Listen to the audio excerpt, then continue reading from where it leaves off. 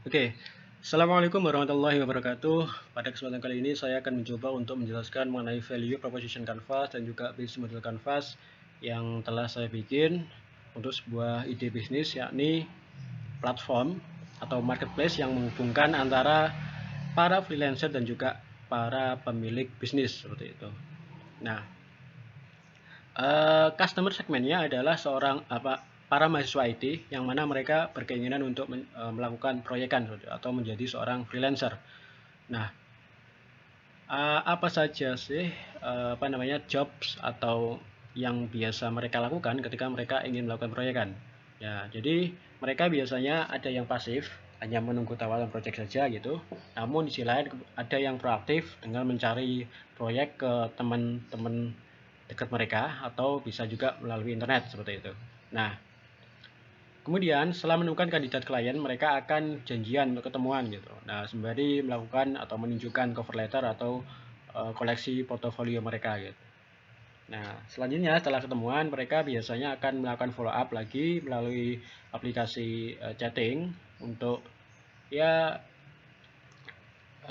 detail lebih lanjut seperti apa gitu. Nah, di samping itu tahapan selanjutnya adalah mereka akan melakukan negosiasi harga gitu seperti itu, kemudian akan melakukan user requirement seperti apa, aplikasinya seperti apa gitu. Nah, setelah itu mulai dikerjakan project bila mereka sudah deal seperti itu. Nah, kemudian setelah sekiranya project telah dikerjakan pasti akan ada revisi. Nah, maka setelah revisi dirasa sudah fix, maka selanjutnya adalah pembayaran. Nah, kemudian ada beberapa pains yang mungkin terjadi kepada mereka ketika mereka melakukan proyekan. Nah, pain yang pertama adalah minim relasi. Jadi bagi sebagian mahasiswa itu mereka sangat minim relasi banget gitu.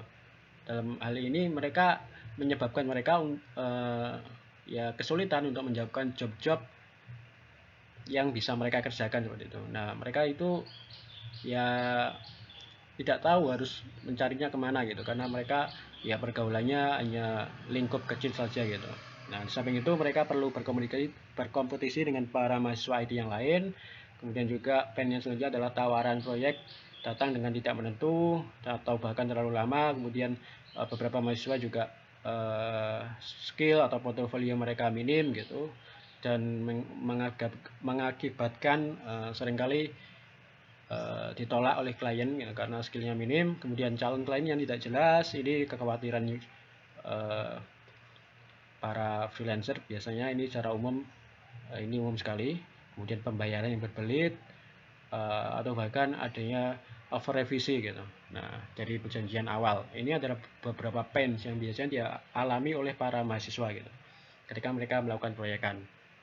Nah, selanjutnya adalah gains atau keuntungan atau manfaat apa yang diharapkan oleh para mahasiswa tersebut gitu. Kondisi idealnya seperti apa gitu. Nah, yang pertama, mereka ya berekspektasi untuk ya supaya bisa ada banyak pilihan penawaran proyek gitu yang bisa mereka pilih seperti itu. Jadi kalau ada banyak pilihan penawaran proyek maka mereka lebih fleksibel untuk memilih proyek mana yang bisa mereka kerjakan dan disesuaikan dengan skill mereka gitu.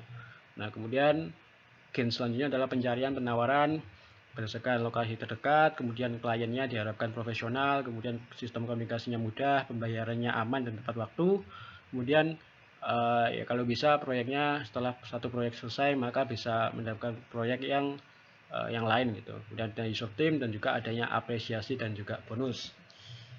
Nah, ini mengenai sisi customer. Nah, kemudian kita pindah ke value map atau sisi produknya. Nah, yang pertama adalah pain reliever. Pain reliever adalah sebagai penjawab untuk menjawab pain yang telah saya jelaskan tadi. Jadi pain relievernya apa? Yang pertama ya platformnya itu adalah berupa pemusatan penawaran proyek itu dari crowdsourcing istilahnya.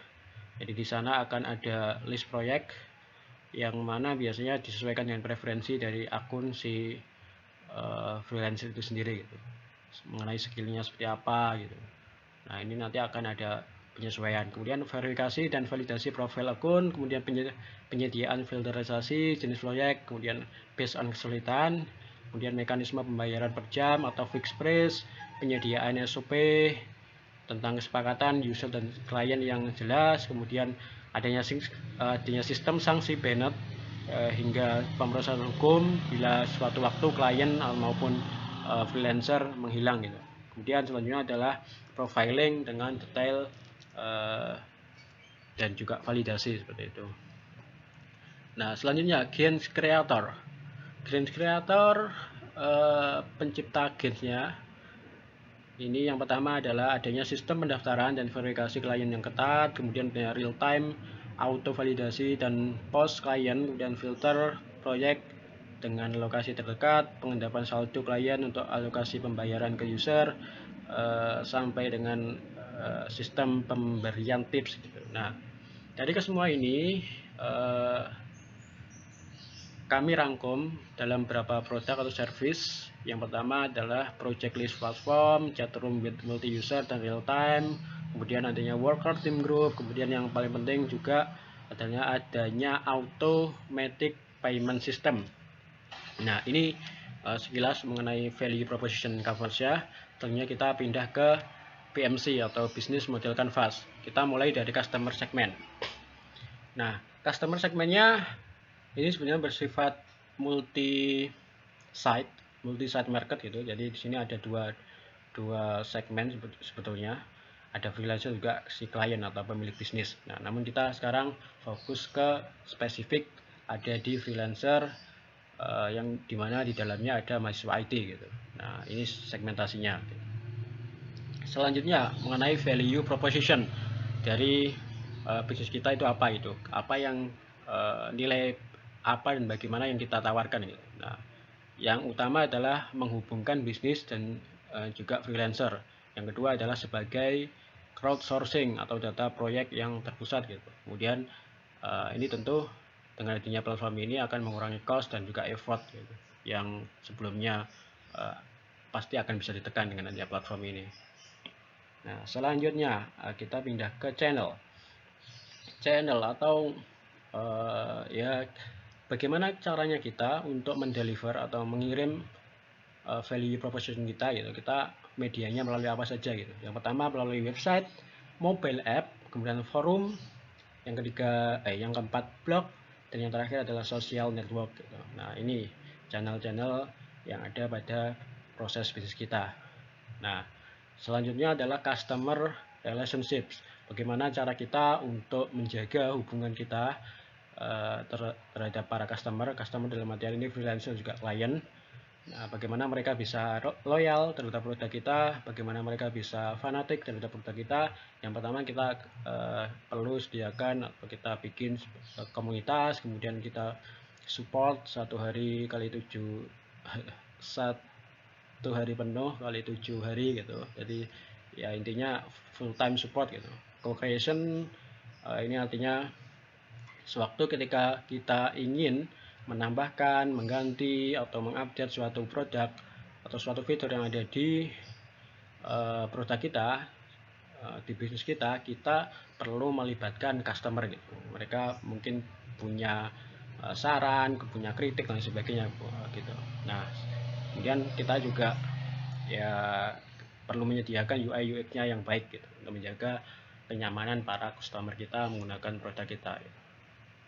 Selanjutnya key activities, jadi aktivitas kunci apa saja yang berkaitan dengan proses bisnis kita. Yang pertama development, maintenance, kemudian marketing, time tracking, dan platform manajemen proyek, kemudian manage finansialnya, kemudian ada penyelesaian sengketa bila mana terjadi sengketa